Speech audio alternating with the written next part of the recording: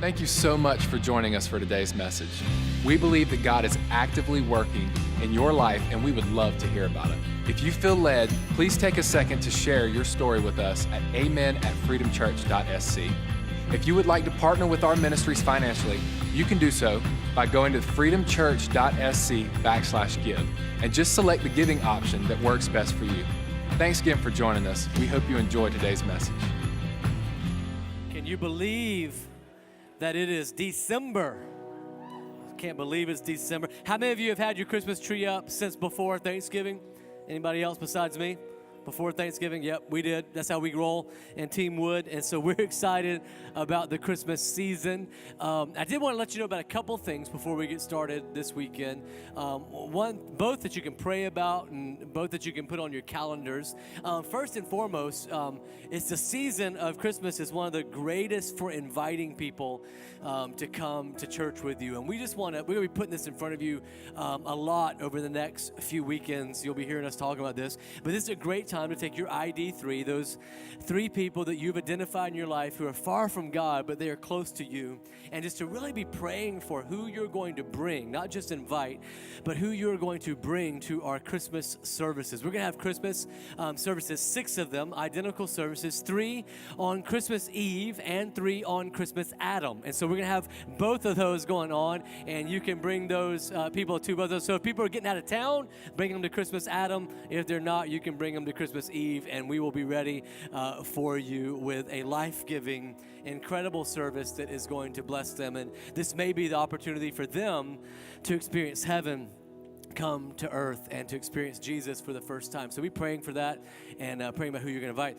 The second thing that I want to ask everybody to be prayerful about, but honestly just to put on your calendar, is that if you are a part of Freedom Church, if you count Freedom Church as your home, this is where you are kind of following Jesus at, we are asking every single person as part of Freedom Church to be here the first weekend in January. We're going to have Vision Weekend, and we're going to be casting a vision, some that you've heard before as reminders, but some also of like, what has God got for us next? And what do we believe He has positioned us for here in Berkeley County? I think it's going to be an important weekend. It's a weekend that I'd love for everybody to be a part of, because I think it's going to kind of put our feet on the ground, get 2019. Can you believe that? 2019, even saying it sounds weird.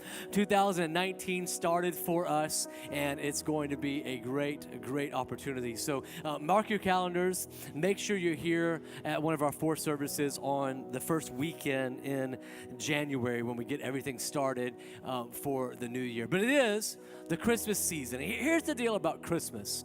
One of the challenging things about a church that now is getting a little bit of age on us is that we're not old by any of the stretch of the imagination. We're an 8-year-old church. This is our 8th Christmas season, just coming up on 8 years old. And so this is not, we're not old, but we're not young anymore either. And so this is our 8th Christmas season. And I love Christmas. I love that I get to preach. This is my 8th Christmas that I get to preach. But have you ever noticed that the Christmas story never changes? Like, it's always the same. Like, always the same story, always the same characters. There are no plot twists, where it goes a different direction. And so every year I'm trying to kind of decide, like, so how am I going to preach on Christmas? I want to preach in December on Christmas. We want to do Christmas songs and have stables on stage. And we love Christmas. And so, but what can I bring that is fresh? And the Word of God is always fresh. There's always a fresh word for us. But I really do start to pray, God, give me something that is a little bit different. Just show me something different in the Scriptures. And I'm always praying that in advance of Christmas, but this year I actually got started a little earlier. It was back in July that in July, you guys have probably noticed I don't preach a whole bunch during July, and that's when I take my study break and just take a time to go, okay, where are we going to go? Where are we going for the next year? What are we going to preach on? What is God saying to me? And what are we going to do about it as a church when it comes to our preaching calendar? And so in July, I was just asking God, like, hey, would you just show me something fresh? So I'm reading through the Christmas story over and over again and just kind of looking for something, a different angle. And I really believe that God showed me something that's going to be a really special to you this weekend and as we continue this series. In fact, I believe God has something for us this weekend. And I know I say that every single weekend, but the reason I say it every single weekend is because I believe it every single weekend, that God has something for us. How many believes God's got something for you this weekend. You can indicate with a yell, not just a raising of the hands. I know it's dreary outside. By the way, congratulations. You are the warriors. You're the guys that aren't watching right now online because you stayed home because you don't like the rain. We see you. We know you're there. These are the warriors. These are the ones who came out, rain or shine, to come and hear the word of God. So I appreciate you guys for doing that. Two key verses for this whole series. They're out of the Christmas story. They're out of the New Testament of the Bible. The first, let me give you a little background on it, is out of the book of Matthew, where Matthew recounts the story of, you probably heard him called this, the wise men. You got the wise men in your nativity. All of you got wise men. They weren't at the nativity. Don't want to break that up for you. You can still put it in your nativity, but they came a couple months or years later. But the wise men are in this story. They're actually called magi, and one of the reasons you hear that word is because that's the actual Greek word that is there in the scriptures. And if you do a little research on what this word magi means, you can kind of infer a little bit. It's got something to do with magic or magical in some way. And the magi were sort of the first century sort of astrologist kind of thing. They studied astrology kind of in an Eastern way. They studied the stars and what was going on with them. They're often also the medical practitioners, for what it was worth in the first century. They were the physicians of the time. Sometimes they would try with false magic, and then sometimes they actually had some concoctions and different things that they were trying to learn about. But they're also the mathematicians of the age, so they were the ones who were sort of figuring out mathematics and figuring out how mathematics worked and all of these things. And there was actually this historian in the first century. His name is Pliny. By the way, anybody pregnant here? Anybody raise your hand if you're pregnant? Let me look around. Yes, a couple of you. If you haven't picked a name yet, Pliny is still available if you want to go for that one. But Pliny was a historian, and he must have been the oldest of either several Plinys or just the oldest in his family, because his actual full name was Pliny the Elder, which cool name, I guess. But Pliny the Elder wrote about these magi, and when you read some of what he wrote about them, it actually kind of reminds me more of like Harry Potter or Fantastic Beasts or something than it does researching the Bible. There were some weird things that they did, including now this was just not magical, but this was medicinal. But I thought this was just sort of interesting. They believed that there was something in the earthworm that if you would boil the earthworm down to just like this pasty substance, that it was medicinal in some way. So the Magi, Pliny the Elder tells us, would actually take earthworms and boil them down. If you had a toothache, they believed, now this is interesting, they believed that the toothache was caused by a toothworm, and that you would draw the toothworm out by putting boiled down earthworm into your ear. All of this makes sense, and you're moaning, but some of y'all put oil on your feet because you believe it affects your chest. So, I'm just telling you what you're, don't be dissing the Magi so quickly. And so they boil down the earthworm, though, and this is something that the Magi did. They boil down the earthworm, put it in their ear. So that just gives you a little bit of taste into who these guys were. But it's also something very cool about them, because one of the reasons were that they were a little odd, Matthew tells us about, because in the story, Matthew tells us that they're from the East. And so they were Eastern kind of religion. They were from the east part of the world. And that's just Matthew's kind of Bible way. It's like the kind way of saying they're not from around here. You guys ever said that about people from, they're not from around here, probably from Ohio or something. That's probably where most of y'all are from. It's like the Eden of America. It's where everything originates. Everybody's from Ohio. And so they're not from around here is what Matthew was saying, which also meant, by the way, that they weren't Jewish, which also meant that they didn't worship Matthew's God, which also meant that they were being drawn to Jesus in this story, which is sort of amazing because it just shows us long before we had ID3s, God had ID3s. He had people that he was drawing to himself, drawing to Jesus in unusual and amazing ways, and Matthew sort of tells us about that, but it just reminds us to always be looking for who's far from God. Who's far from God that we can see come to be brought before Jesus. And so here's a verse, Matthew chapter 2, verse 1b through 2. It says, soon after Jesus was born, some wise men who learned things from stars came to Jerusalem from the east. They asked, where is the King of the Jews who has been born? We have seen his star in the east. We have come to worship him. So these characters are introduced to us that are astrologers. And during this sermon, I'll probably get the term astrology and astronomy mixed up. Just forgive me. I'm preaching a lot, and I don't even know what the two of them mean. So just kind of go with me on there. But they are astrologers for sure. They see things in the stars that weren't necessarily biblical. And then there's astronomy, the studying of the universe and stars all around us. And so they've come to worship him because they know there's something great about him. So we see these characters introduced to us in the story. The second verse that I want to introduce to us for this whole series is out of the book of Luke. And it's also the second chapter of the book of Luke. And Luke, given his nature, he is a physician, a Jewish physician, meaning that he sort of leans more into the medicinal than the magical, but he was a physician of the day. And Luke would have been a detailed person because of the fact that we see that he's a physician. You probably know some physicians. They're very detailed people who love and study sciences. That was not me. I didn't study the sciences. That's wasn't my big thing. It took me several years to get out of all the sciences, much less studying them. But Luke was very detailed in that way, and he gives us a lot of details about the surroundings and the setting of Jesus' birth. And so we find out a lot more about what was happening on scene, on set, as this greatest event was going down. It tells us in Luke chapter 2, verses 15b through 16, it says, "The shepherds said to each other, 'Let us go now to Bethlehem and see what has happened. The Lord has told us about this.' They went fast and found Mary and Joseph, and they found the baby lying in a place where cattle are fed."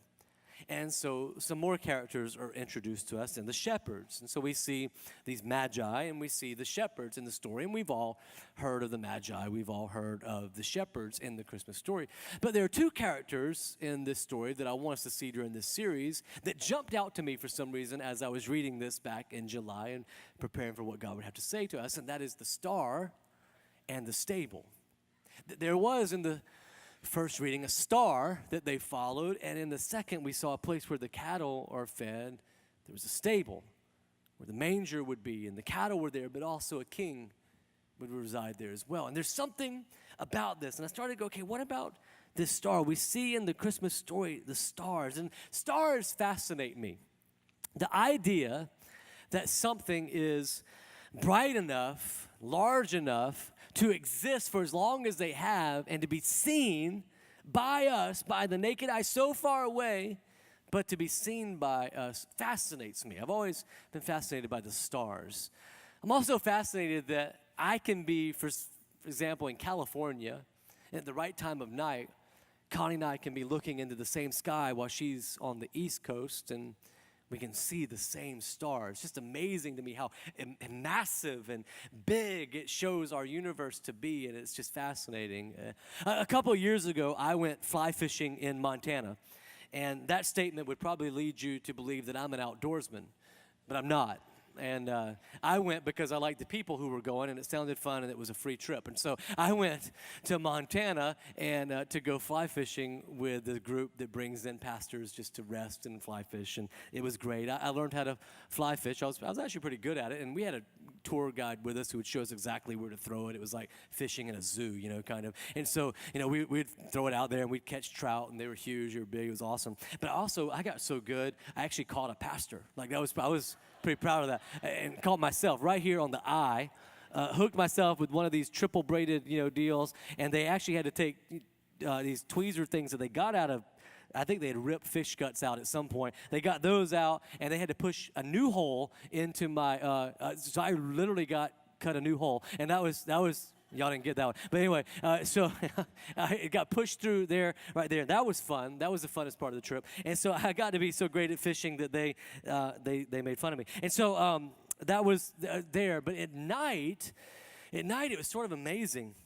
We go out into the Montana sky. We were on this Native American reservation in Montana where we were staying. And we go out by this fire, and the fire was the only natural light that was for miles and miles and miles away. You couldn't see any natural light. We were so far and deep out. And we would sit, and there's just this massive sky full of stars. And it's just expansive and it's amazing. It just sort of, I don't get my breath taken away very much. I don't really even like being outside. And so for me, it just showed me how big God's universe was and how massive it was. And I saw the stars, and I've just been fascinated by what God has planted in the sky. And then we see in the Christmas story that the gospel writer Matthew was inspired by Holy Spirit to include this often left out character, the star.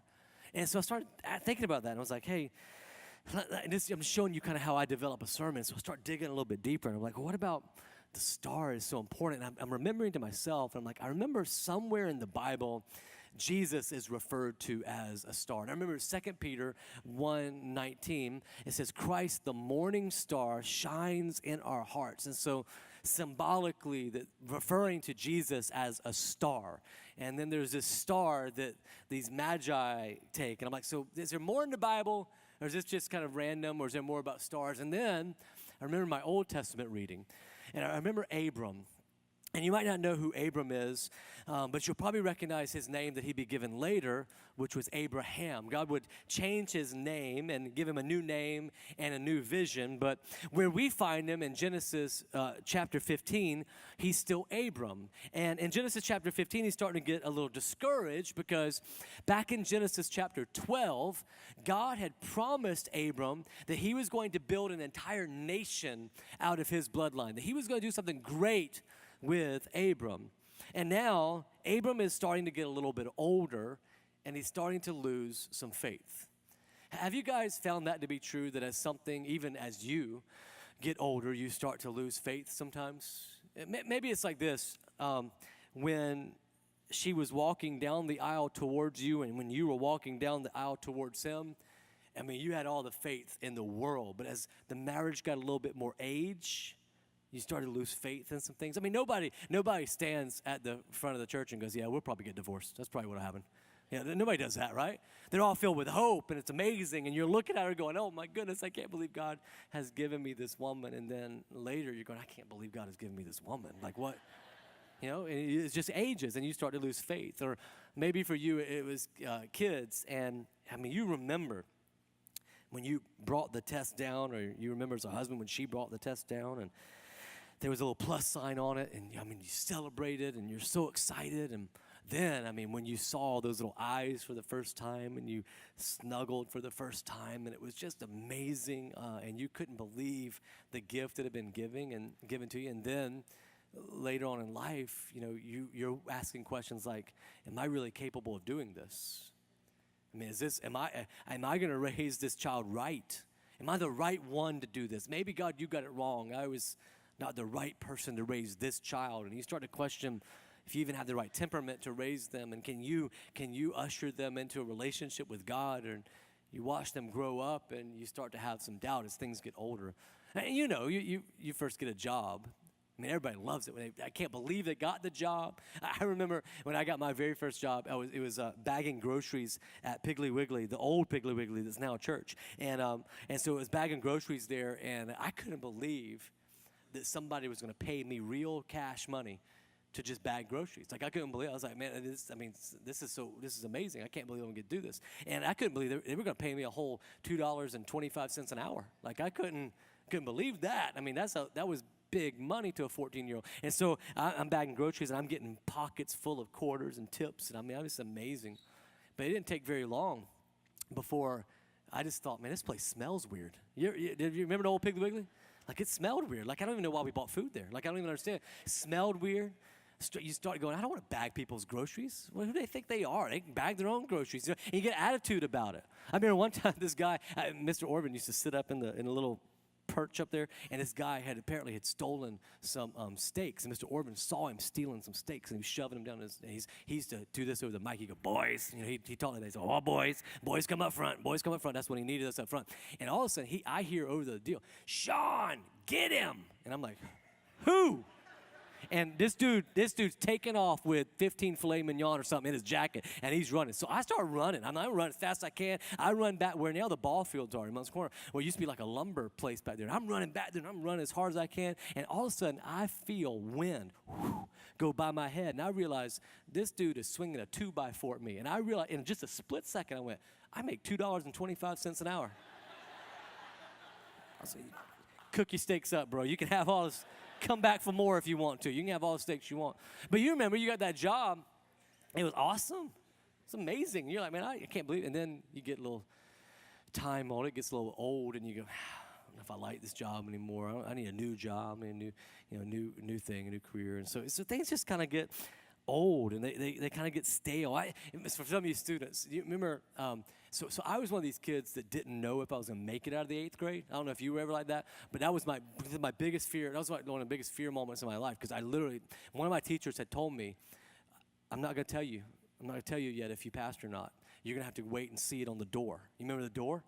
You go back to the door and see who was going to be in 8th grade again. Like that was that thing. And so I went back to the door, and I'm like looking on the door to see if my name's on there. That's the kind of 8th grade year I had. It was because of science too, by the way. It was science. And so I'm looking on there, and I see my name is not on the 8th grade list, which just makes me assume it's hopefully on the 9th grade list. I was hoping they didn't kick me all the way down to 6th grade again. So I'm looking on there. But I remember in 9th grade year, I was like, I'm going to do this right. I'm going to do this right. So that year, I got me the best trapper keeper that you could get. You guys remember those things? I got me some nice college ruled, because I figured if they use it in college, it must be good. So I got me some college ruled paper, got me 2 pencils, so I wouldn't have to borrow pencils every day from Julie Swycourt. I decided that was going to be my deal. I was going to do it right. And about 3 weeks, I was all into school for 3 weeks. Now, you got to know something about me. I'm working on my doctorate right now. I'll just tell you, I have a 4.0 in my doctorate right now, because if I want to do it, yeah, there you go. Come on, bro. So I could have done it. But I didn't do any homework, like I left school every day with nothing. Like literally, not a book bag, nothing. I just left because I was going on to play basketball. That's all I cared about. I was going to go play basketball. If they wanted to pass me, wanted to fail me, I didn't care. And so that was my deal. It's not a good thing if you're in high school, don't follow your pastor. And so, but I decided I was going to do it right that time. I was going to do it right. And it lasted about 3 weeks. And about 3 weeks in, I had no idea where that trapper keeper was. And I was back to borrowing pencils every day from Julie Swycourt. And so that was basically, how it went. Because why? Because it got a little bit old, got a little bit stale, got a little bit of time on it. And you start to lose faith in the dream that God has given you. You start to lose faith. And that's where Abram is he's like, God, I'm getting old, bro. My days of waking up in the middle of the night are gone. I can't have kids. My days of creating kids is gone. It's done. Like he's looking over at Sarah going, and her days are gone too. I mean, I love her, but we're not making no children. Here's what's going to happen, God. I'm going to have to give everything you've given me, all of this great family that I have, all of this great land, all of my possessions. I'm going to have to give these to a servant's child of mine, because I've got no male or female heir in my family. God, you've messed up. And the facts are honestly with Abraham. I mean, the facts are with him. The facts are on his side. Have you ever doubted God and really the facts are on your side? You're like, God, this can't work out. There's no way this can work out. The facts are there to support me, God. You must have gotten it wrong. And that's what Abram is saying. And our facts will drive us to question God's faithfulness. But God is always faithful. And look what Abram says. He said, you have given me no children, so a servant in my household will be my heir. And then the word of the Lord came to him. You know that sometimes when we're losing hope, and I know some of you are here and you're losing hope in some place in your life right now. Sometimes when you're losing hope, what we need is heaven to come to earth. And that's what God does. Heaven comes to earth. It says the word of the Lord came to him. God came to Abram. He didn't make Abram come to him. He came to Abram. And then he says this man, meaning the servant's child, will not be your heir, but a son who is your own flesh and blood will be your heir. Then he took Abram outside. I always love this part of the story, because I don't know about you, but every now and then I got to get outside of myself. Have to. I get so kind of tied up in my pain. I get so kind of tied up in my perspective, so tied up in my past, what's always happened, what I've always done. So tied up in my worry so tied up in my own little world. We do that, you know. It's what concerns me so much about social media is we build this little tiny world that we're all sort of just in our own little world. Everything points to us. Everybody's sharing our views. Everybody's sharing our stuff. Everybody likes us. And so we paint this little world, and that's all we see. And I think sometimes we just need to get outside of our own world. Remember we talked about it a couple weeks ago, a new perspective. So sometimes I have to get outside of my own self, because where I have positioned myself is limited, has very much limited what I can see, my perspective. And so God says, Abram, you just can't see what you need to see. He was inside of this tent, and God says, let me bring you outside. And he takes him outside and said to him, look up into the sky and count the stars if you can. That's how many descendants you will have. He gives him a little challenge. I like God when he's got swagger. I love it. He's like, hey, count the stars if you can. Bet you can't even count. And here's what happened. Abraham probably went outside, and I'm imagining that Abram looked up into the sky, and he's going, now, I mean, I couldn't do it real quick, but I bet I could, if I started and I stayed here fresh all night, I guarantee you I could get some help, and we could count these stars. And he's like, it's a lot, God, but I can count them. But here's what God knew. Is what I learned kind of digging around in some of this astronomy stuff is I found that there are about 6,000 stars that we can see with the naked eye, with the natural eye. About 6,000 stars. That's a lot of stars. I mean, it'd take a long time to count them, but you could. But what we didn't know until the recent invention of the Hubble satellite and telescope, and everything that's going on with the different advancements in technology that we have, is we know now there are hundreds of millions of stars. We just can't see them all. But with just a little help, we can see them. And what God was saying to Abram is, don't be fooled into thinking that what you can see is all that I can do. Like, I've got so much more beyond what you can see. And oftentimes, aren't we guilty of that we go, God, but this is what I can see. These are the facts. And even sometimes when the facts point towards God, we go, but I mean, God, can you really do more than I ask or imagine? Because all I can see is what you can do. But there's so much more that God can do for us. And so I look at this story, and I see Abram, and God's pointing him to the stars. And I'm thinking, man, Abram in this moment, long before George Michael sang about it, had to have faith, right? He's sitting there, he's the original, isn't he? Going, gotta have faith, the faith. He's just sitting there saying, because he's got to have faith, because God is telling him something's going to happen, and he's got to believe in that. He's got to have faith in that. And the Bible tells us what faith is in Hebrews chapter 1.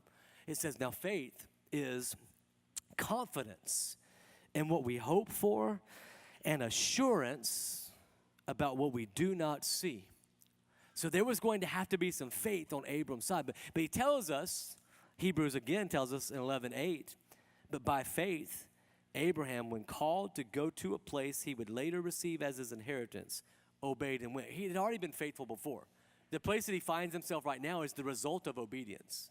He just needed a little bit of help, even though he did not know where he was going.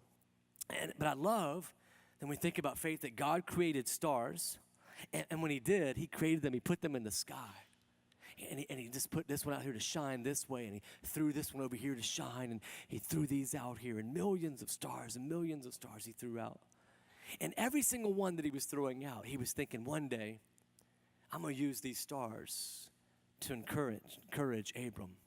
One day, he's going to obey me, but one day he's going to need just a little nudge. One day, he's just going to need just a little bit of hope so that his faith can be strengthened. And I wonder, what are the stars to you? Just those little encouragements that come your way. The little note that came from somebody that you weren't expecting. The phone call, the text that just kind of pushed you and nudged you along. How about that moment when you were just studying the Bible or with God, and he just says, hey, I've got some peace for you today. Or that moment when you walk out into nature and you go, God created all of this. He did all of this for us. If he created all of this, what can he do with me in my life? Just this encouragement that God can give us. And he gives Abram that through the stars, and he strengthens his faith. So then, though, we go back and we see the story of Jesus. He's coming, right? Jesus comes, God, Emmanuel, God with us, from heaven to earth. Remember, sometimes when we're losing hope, what we need is for heaven to come to earth. And so Jesus comes for the greatest hope that the world would ever see. The Christmas story is the hope of the world. And he comes, and in the midst of this, we see that the promise given to Abraham, the promise given to Jacob, the promise given to Isaac, the promise given over and over again that there would be a fulfillment, that there would be a completeness, comes in flesh and blood. And again, in the midst of this, there is the stars and stables. So this brought me to do a little bit more research because I said, okay, this isn't coincidence. This is God. And he's somehow speaking through this, and he's speaking through this star. And so I did a little research on stars. And now I told you I'm not an expert in astronomy. I didn't do that well in the sciences, but I did a lot of reading now. And I've just kind of picked up on a couple things that I didn't know before. You may have known them before, but I didn't know them before. Did you know that the stars that are seemingly not the brightest, like they're the faintest, are actually oftentimes the brightest stars? In other words, they're so far away that the power that they would have to just to even get any light to us at all is amazing. And they're huge, and they're massive, and they're bright. And sometimes the stars that look to be the brightest are actually not that powerful at all. They're just closer. And there's a whole sermon in that, by the way. Don't ever believe for a moment just because something is right in front of you right now, seems like it's the most pressing thing, that it's the most important thing. It may be the thing that looks like it's far away that is actually the brightest, most powerful. I mean, your relationship with God may sometimes seem distant because your problem is so right in front of you. Step out of your little world and figure out that the most powerful thing is often the thing that is the faintest. I can't preach on that today, though. You can look into it. But something else that I saw about stars. And this is where it all leads to. This blew my mind. As I was reading about stars, and I kind of knew this in the back of my mind, but I never really verified it before. And that is that what we are seeing now as we look at the star was actually the closest stars to us, the very closest, was actually 4 light years away. In other words, it took 4 years for that light to come from the star, the source, to get to us. It was 4 years ago that what we're seeing, it was God's DVR. Like the very first DVR is, hey, let's DVR that, they'll watch it later. You just come and you're watching what happened at a minimum 4 years ago. And then some of the stars that we can see that are furthest away are 1,200 light years away, meaning 1,200 years ago, that light started to travel towards us, and it took 1,200 years for us to get to a place where we could see that light. Just to geek out a little bit more, and I'm just going to do that for just a minute. Don't let the J's fool you. I am a nerd at heart, all right? So I want to geek out a little bit more, and so you studied the planets probably when you were in 1st or 4th grade, probably maybe both. And we know, because we built the little models and we know how the universe worked and we know how everything rotates around one another, we know that stars don't actually like move. Like they're not moving around in the sky. During the night, you will see that they actually kind of move through the sky, but it's because the earth is moving, not because the stars are moving. And so they're not really moving. And so that, though, made me kind of think. And I was like, wait a minute.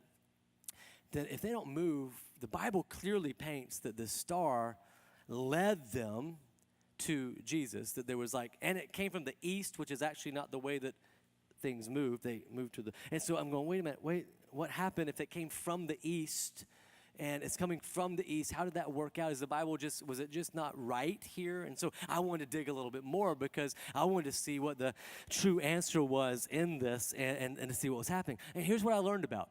I learned about this sort of astronomical event that is called a triple conjunction. Now, I don't know what that really is. I know enough about it to share it with you that I think it's pretty cool. And that is, a triple conjunction is when 2 planets or a star and a planet orbit in such a way around their orbiting source in the universe, in the Milky Way, and they orbit in such a way that they cross each other 3 times in a very short period of time. It's an astronomical event because it doesn't happen very often at all. And when it does happen, it has pretty cool results. It's sort of like a lunar eclipse that we've had recently, or the blood moons and all these astronomical events that happen. This was one that doesn't happen very often. In fact, though, they've traced it back And they've said, but we know when they happen now. Like, we've seen enough of these. We know the cycle that they happen on, that we're pretty sure there was one that happened that would have been amazing, incredible astronomical event, would have been seen by all in the world, and it probably would have happened, guess when? Around the time of the birth of Jesus. These are non-Christian and Christian astronomers who are talking about this. This is just science that they're saying. This is when it happened. And so there's this event, this triple conjunction that happens when a planet and a star give the appearance, because of the way they're crossing, that they're moving to a certain destination. And so I looked some more into it.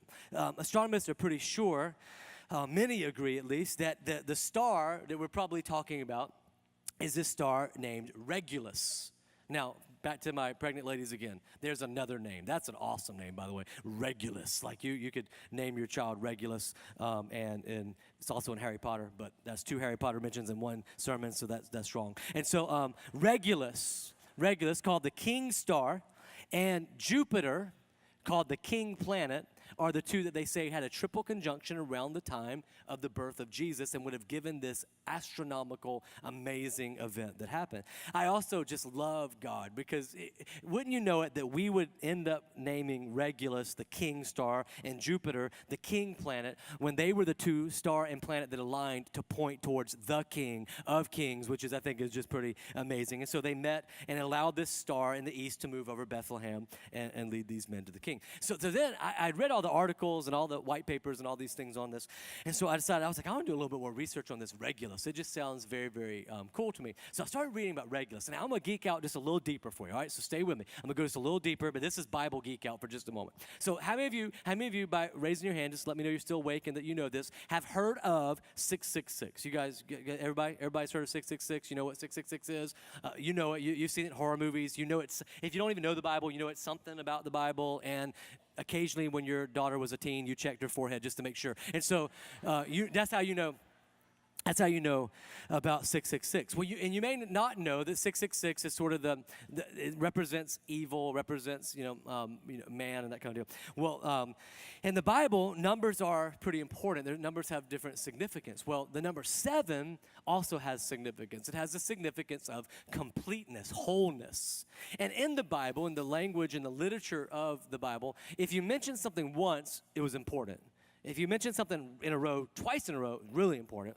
If you said something 3 times in a row, said a word 3 times in a row, very, very important. Thus the 666. Well, listen to this. So Regulus is 77.63 light years away. I did the quick math on that in my office the other day. That is 77 years and 7 months away.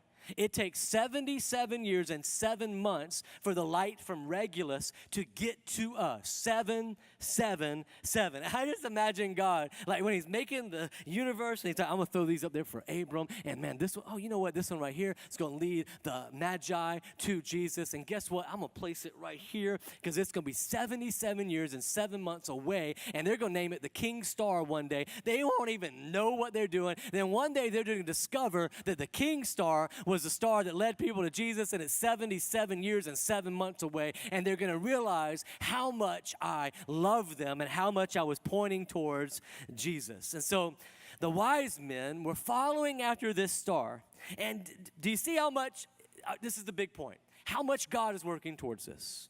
What was needed now for them was already in place.